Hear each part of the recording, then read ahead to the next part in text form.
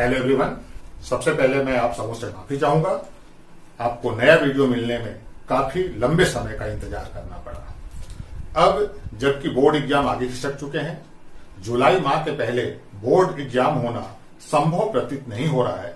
ऐसी स्थिति में मैं आपके लिए क्लास को कंटिन्यू कर रहा हूं। तो आज से हम लोग ऑर्गेनिक केमिस्ट्री के कुछ महत्वपूर्ण उत्तरों को समझेंगे। ऑर्गेनिक केमिस्ट्री को सामान्यतः कुछ लोग बहुत कठिन मानते हैं, लेकिन ऐसा बिल्कुल नहीं है। आज मैं वो सारी तकनीक आपको बताऊंगा जिससे कठिन से कठिन प्रश्नों का उत्तर भी आप सरलता से समझ सकते हैं। तो चलिए आज हम लोग देखेंगे कार्बनिक रसायन की अभिक्रियाओं की क्रियाविधि पर आधारित कुछ महत्वपूर्ण प्रश्न। अभिक्रियाओं की क्रियाविधि पर आधारित प्रश्न हर साल पूछे जाते हैं, कभी गैप नहीं होता है और ये सब मोस्ट इंपॉर्टेंट है।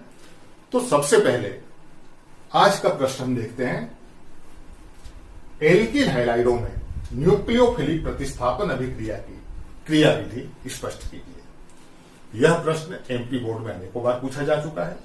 तो जैसा कि प्रश्न में पूछा गया है कि न्यूक्लियोफिलिक प्रतिस्थापन अभिक्रिया की क्रियाविधि स्पष्ट कीजिए, तो सबसे पहले हमें न्यूक्लियोफिलिक प्रतिस्थापन क्या है यह समझना होगा। इसके लिए 11th क्लास में कुछ चीजों का जो अध्ययन हमने किया है उसको फिर से हम पुनरावृत्ति करेंगे। सबसे पहले हम देखेंगे आबंधों की ध्रुवता से क्या तात्पर्य है। ये जो छोटी छोटी चीजें हैं जो 11th क्लास में हम लोगों ने पढ़ा है, इसको अगर समझ लेते हैं तो 12th क्लास के जो कठिन से कठिन प्रश्न हैं उनके उत्तर हम सरलता से समझ सकते हैं। तो चलिए सबसे पहले हम देखते हैं आबंधों की ध्रुवता। तो सहसंयोजी बंध की ध्रुवित प्रकृति से क्या तात्पर्य है। जब दो परमाणुओं के मध्य सहसंयोजी बंध बनता है तब साझे का इलेक्ट्रॉन युग्म उस परमाणु की ओर खिसक जाता है जिसकी विद्युत ऋणता अधिक होती है, और इस प्रकार अधिक विद्युत ऋणी परमाणु पर इलेक्ट्रॉन घनत्व बढ़ जाता है और वहां आंशिक ऋण आवेश उत्पन्न हो जाता है, जबकि दूसरे परमाणु पर इलेक्ट्रॉन घनत्व कम होने के कारण धन आवेश उत्पन्न हो जाता है। उदाहरण के लिए कार्बन और हैलोजन के बीच जब सहसंयोजी बंध बनता है तो कार्बन और हैलोजन में हैलोजन परमाणु की विद्युत ऋणता अधिक है, तो ये जो साझे का इलेक्ट्रॉन युग्म है वो हैलोजन परमाणु की ओर खिसक जाता है और इस प्रकार हैलोजन परमाणु पर आंशिक ऋण आवेश उत्पन्न हो जाता है, वहां इलेक्ट्रॉन घनत्व बढ़ जाता है।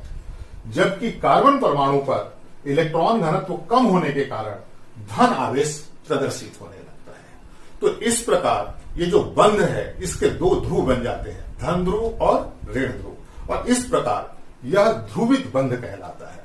तो कार्बन और हैलोजन के बीच जो बंध बनता है उसकी प्रकृति कैसी होगी, ध्रुवित प्रकृति होगी। इसके दो ध्रुव हैं, धन ध्रुव और ऋण ध्रुव। नेक्स्ट हम लोग समझेंगे सहसंयोजी बंधों का विदलन, विखंडन। सहसंयोजी बंधों का विखंडन कितने प्रकार से संभव है। फिर से उदाहरण लेते हैं। कार्बन और हैलोजन के बीच सहसंयोजी बंध है। अब यहां जो साझे का इलेक्ट्रॉन युग्म है, जब यह बंध टूटेगा तो ऐसा संभव है कि दोनों अपने अपने इलेक्ट्रॉन लेकर के अलग हो जाए। कार्बन अपना इलेक्ट्रॉन लेकर अलग हो जाए, हैलोजन अपना इलेक्ट्रॉन लेकर के अलग हो जाए। तो इस प्रकार साझे के युग्म का बराबर बराबर बंटवारा हो गया और हमको दो मुक्त मूलक मिलते हैं। इस प्रकार जो बंध का विखंडन होता है इसको हम कहते हैं समांगी बंध विदलन। दूसरा ये संभव है कि जब ये बंध टूटे तो साझे का इलेक्ट्रॉन युग्म पूरा का पूरा किसी एक परमाणु के साथ चला जाए। उदाहरण के लिए यहां कार्बन और हाइड्रोजन के बीच बंध है, ऐसा भी हो सकता है कि जो साझे का इलेक्ट्रॉन युग्म बंध टूटते समय हाइड्रोजन परमाणु के साथ चला जाए। तो जब हाइड्रोजन परमाणु के साथ चला जाएगा तो कार्बन का इलेक्ट्रॉन भी हाइड्रोजन के साथ चला गया। ऐसी स्थिति में हाइड्रोजन परमाणु पर ऋण आवेश उत्पन्न हो जाएगा और कार्बन परमाणु पर धनावेश उत्पन्न हो जाएगा। तो इस प्रकार हमको धनायन और ऋणायन मिलता है।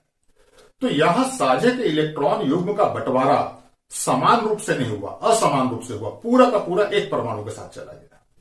तो इस प्रकार के बंध विदलन को हम विसमांगी बंध विदलन कहते हैं। यहां हमको धनायन मिलता है और ऋणायन मिलता है।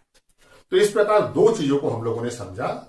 आबंधों की ध्रुवता या सहसंयोजी बंध की ध्रुवित प्रकृति कैसे होती है, और ये जो सहसंयोजी बंध जब टूटता है, इसका विखंडन होता है, तो कितने प्रकार से विखंडन हो सकता है। तीसरी बात, न्यूक्लियोफिलिक अभिकर्मक क्या होते हैं। दो चीजें हमें समझना है, न्यूक्लियोफिलिक अभिकर्मक और इलेक्ट्रोफिलिक अभिकर्मक। देखिए यहां फिर से हम कार्बन और हाइड्रोजन के बीच जो बंध है, इसी को उदाहरण से समझते हैं। हाइड्रोजन पर ऋण आवेश उत्पन्न हुआ है, क्यों? क्योंकि वहां इलेक्ट्रॉन घनत्व बढ़ गया है। और कार्बन पर जो धन आवेश उत्पन्न हुआ है, वास्तव में इलेक्ट्रॉन घनत्व कम होने के कारण धन आवेश कहां होता है? नाभिक के अंदर। तो नाभिक का जो धन आवेश है वो वहां प्रदर्शित हो रहा है, इलेक्ट्रॉन घनत्व कम हो जाने के कारण। अब इस अणु पर अगर कोई अभिकर्मक क्रिया करने आता है तो क्या होगा? अभिकर्मक ऋणावेशित भी हो सकते हैं, धनावेशित भी हो सकते हैं। मान के चलिए कि एक ऋण आवेशित अभिकर्मक कार्बन हाइड्रोजन बंध के संपर्क में आता है। हमें पता है विपरीत आवेशों में आकर्षण होता है। तो कार्बन का जो धन आवेश है उस अभिकर्मक को अपनी ओर आकर्षित करेगा, जबकि हाइड्रोजन परमाणु पर जो ऋण आवेश है वह उसको प्रतिकर्षित करेगा। तो ये जो ऋण आवेशित अभिकर्मक है, इसकी बंधुता कार्बन के प्रति होगी, धन आवेश के प्रति होगी। और धन आवेश किसका है? नाभिक का है। तो नाभिक के प्रति जो स्नेह रखेगा वह नाभिक स्नेही अभिकर्मक कहलाता है, न्यूक्लियोफिलिक अभिकर्मक कहलाता है। इनको न्यूक्लियोफाइल भी कहा जाता है। सामान्यतः याद रखने के लिए हम कह सकते हैं कि जितने भी ऋणायन हैं वो सब न्यूक्लियोफिलिक अभिकर्मक होंगे, या ऐसे उदासीन अणु जिन पर इलेक्ट्रॉन घनत्व अधिक होता है वह भी न्यूक्लियोफिलिक अभिकर्मक कहलाते हैं। तो जितने भी लुईस क्षार 11th क्लास में हम लोगों ने पढ़ा है, लुईस क्षार में एकाकी इलेक्ट्रॉन युग्म उपस्थित होता है। तो ऐसे जो अणु हैं यह भी न्यूक्लियोफिलिक अभिकर्मक कहलाएंगे। और न्यूक्लियोफिलिक अभिकर्मक जब किसी अणु के साथ क्रिया करते हैं तो वह उस भाग पे जुड़ते हैं जहां इलेक्ट्रॉन घनत्व कम होता है, अर्थात जहां पर धन आवेश प्रदर्शित होता है। तो ऐसे जितने भी अभिकर्मक हैं वो कहलाएंगे न्यूक्लियोफिलिक अभिकर्मक। और इसके विपरीत अगर हम धन आवेश की बात करें, धन आवेशित अभिकर्मक की बात करें, तो वह कार्बन और हाइड्रोजन बंध के हाइड्रोजन वाले भाग से जुड़ेगा, क्योंकि हाइड्रोजन वाले भाग में क्या है? ऋण आवेश है। ऋण आवेश से आकर्षित होगा धन आवेश। और ऋण आवेश किसके कारण है? इलेक्ट्रॉन घनत्व बढ़ने के कारण। तो इलेक्ट्रॉन के प्रति जो बंधुता प्रदर्शित करेगा वह इलेक्ट्रोफिलिक अभिकर्मक कहलाएगा। इसको इलेक्ट्रोफाइल भी कहते हैं। तो याद रखने के लिए हम कह सकते हैं कि धनायन जितने भी हैं वो सब इलेक्ट्रोफिलिक अभिकर्मक होंगे। या फिर लुईस के अनुसार जो लुईस अम्ल होते हैं जिनका अष्टक पूरा नहीं होता है, न्यून इलेक्ट्रॉन संरचना होती है, जैसे BF3 हम लोगों ने पढ़ा हुआ है 11th क्लास में भी, कि यह इलेक्ट्रोफिलिक अभिकर्मक के समान व्यवहार प्रदर्शित करेगा। यह ऋण आवेश की तरफ आकर्षित होगा। तो सीधा सीधा न्यूक्लियोफिलिक अभिकर्मक, जितने भी ऋणायन है वो न्यूक्लियोफिलिक अभिकर्मक, जितने भी धनायन है वो इलेक्ट्रोफिलिक अभिकर्मक। अब अगर किसी अभिक्रिया में एक न्यूक्लियोफिलिक अभिकर्मक का दूसरे न्यूक्लियोफिलिक अभिकर्मक से प्रतिस्थापन होता है तो उस अभिक्रिया को हम न्यूक्लियोफिलिक प्रतिस्थापन कहेंगे। और प्रतिस्थापन कैसे होगा?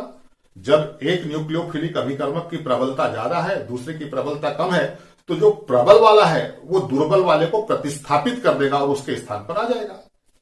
तो इस प्रकार का जो प्रतिस्थापन है ये क्या कहलाएगा? न्यूक्लियोफिलिक प्रतिस्थापन। तो हम कह सकते हैं कि किसी प्रबल न्यूक्लियोफिलिक अभिकर्मक द्वारा किसी दुर्बल न्यूक्लियोफिलिक अभिकर्मक का प्रतिस्थापन न्यूक्लियोफिलिक प्रतिस्थापन अभिक्रिया कहलाती है। अब प्रश्न है कि एल्किल हैलाइडों में यह प्रतिस्थापन क्यों होता है, तो उसका उत्तर है कि एल्किल हैलाइडों में ये जो एल्किल समूह और हैलोजन के बीच का जो बंध है यह ध्रुवित प्रकृति का होता है। ध्रुवता के कारण एल्किल समूह पर धनावेश और हैलोजन परमाणु पर ऋण आवेश उत्पन्न हो जाएगा। तो इस प्रकार जब ये बंध टूटेगा तो जो हैलोजन परमाणु है वो ऋणायन के रूप में अलग होगा, और हमने अभी देखा कि जितने भी ऋणायन हैं वो क्या कहलाते हैं, न्यूक्लियोफिलिक अभिकर्मक। हम उदाहरण देख सकते हैं एल्किल हैलाइडों का जल अपघटन। एल्किल हैलाइडों का जब जल अपघटन होता है तो जल अपघटन में जो OH माइनस आयन मिलेगा वो क्या होगा, न्यूक्लियोफिलिक अभिकर्मक। और OH माइनस आयन जब क्रिया करेगा तो हैलोजन परमाणु को हटाकर उसके स्थान पर आ जाएगा और हैलोजन परमाणु अलग हो जाएगा। तो इस प्रकार यहां पर हैलोजन परमाणु का प्रतिस्थापन किसके द्वारा हो रहा है, OH समूह के द्वारा हो रहा है। तो इस प्रकार का जो प्रतिस्थापन है वह न्यूक्लियोफिलिक प्रतिस्थापन कहलाएगा। तो एल्किल हैलाइड न्यूक्लियोफिलिक प्रतिस्थापन क्यों देते हैं, एल्किल हैलाइडों में R-X बंध ध्रुवित प्रकृति का होता है। ध्रुवता के कारण एल्किल समूह पर धन आवेश और हैलोजन परमाणु पर ऋण आवेश उत्पन्न हो जाता है, और इस प्रकार एल्किल हैलाइड सरलता से न्यूक्लियोफिलिक प्रतिस्थापन अभिक्रिया देते हैं। उदाहरण के लिए एल्किल हैलाइडों का जल अपघटन। जब एल्किल हैलाइडों का जल अपघटन होता है तो हैलोजन आयन का प्रतिस्थापन OH माइनस आयन के द्वारा हो जाता है, और इस प्रकार यह न्यूक्लियोफिलिक प्रतिस्थापन का उदाहरण है। अब रही बात हमें क्रिया विधि स्पष्ट करनी है। तो ये जो एल्किल हैलाइडों में हमने न्यूक्लियोफिलिक प्रतिस्थापन अभिक्रिया देखी, यह अभिक्रिया दो प्रकार से संभव है। दो है इसकी क्रिया विधि। एक है एक आणविक क्रिया विधि जिसको हम SN1 क्रिया विधि भी कहते हैं, और दूसरा है द्विआण्विक क्रिया विधि जिसको SN2 क्रिया विधि भी हम कहते हैं। तो एक एक करके दोनों को समझते हैं। सबसे पहले एक अणु क्रिया विधि SN1। इसके अंतर्गत यह माना जाता है कि एल्किल हैलाइड का सबसे पहले विसमांगी बंध विदलन होता है। अभी हम लोगों ने देखा विसमांगी बंध विदलन में एक धनायन मिलता है और एक ऋणायन मिलता है। साझे का इलेक्ट्रॉन युग्म किसी एक परमाणु के साथ चला जाता है। तो यहां जब बंध टूटेगा तो साझे का इलेक्ट्रॉन युग्म किसके साथ चला जाएगा, हैलोजन परमाणु के साथ चला जाएगा। तो हैलोजन पर ऋण आवेश उत्पन्न हो जाएगा और एल्किल समूह पर धन आवेश उत्पन्न होगा। तो एक आणविक क्रिया विधि में ये जो न्यूक्लियोफिलिक प्रतिस्थापन है इसको दो पदों में होना बताया गया है। प्रथम पद में एल्किल हैलाइड का विसमांगी बंध विदलन होगा और हमें एल्किल धनायन और हैलोजन ऋणायन प्राप्त होगा, और ये बहुत मंद गति से होता है। द्वितीय पद बहुत तीव्र गति से होता है। इसमें जो एल्किल धनायन है यह OH माइनस आयन के साथ शीघ्रता से संयुक्त होकर के अल्कोहल बना लेता है, प्रतिस्थापन उत्पाद बना लेता है। तो इस प्रकार ये जो संपूर्ण अभिक्रिया है इसके अगर हम दर को निर्धारित करना चाहें तो हमें पता है कि दर निर्धारण हमेशा मंद पद से होता है। जो तीव्र गति से जो पद संपन्न हो रहा है वो उसका दर में कोई योगदान नहीं होता है। तो मंद गति से संपन्न कौन हो रहा है, प्रथम पद, और प्रथम पद में केवल एल्किल हैलाइड अभिकर्मक के रूप में है। तो किसी रासायनिक अभिक्रिया की दर अभिकारकों के मोलर सांद्रण के गुणनफल के समानुपाती होती है। तो यहां पर एक ही अभिकारक है एल्किल हैलाइड, तो अभिक्रिया की दर किस पर निर्भर करेगी, केवल एल्किल हैलाइड के सांद्रण पर निर्भर करेगी। इसमें न्यूक्लियोफिलिक अभिकर्मक के सांद्रण का कोई योगदान नहीं है।